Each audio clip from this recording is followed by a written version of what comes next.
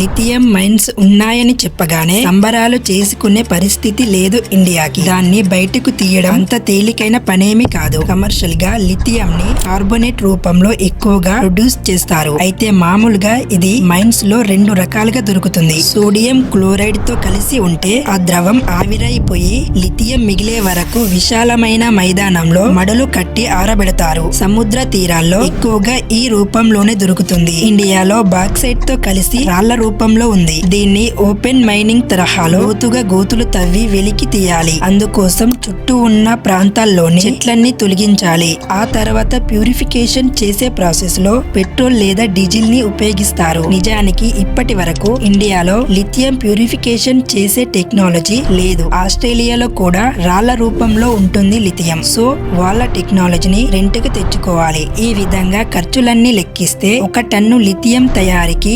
1,70,000 లీటర్ల నీరు అవసరమవుతుంది. 15 టన్నుల కార్బన్ డైఆక్సైడ్ గాలిలో విడుదలవుతుంది. ఈ ప్రాసెస్ అంతా జరిగితే అక్కడి నేచర్ మీద చెడు ప్రభావం చూపుతుంది. గ్రౌండ్ వాటర్ కలుషితమైపోతాయి. మంచు కొండలతో భూలోక స్వర్గంగా పేరొందిన కాశ్మీర్ అందాలు కనుమరుగైపోతాయి.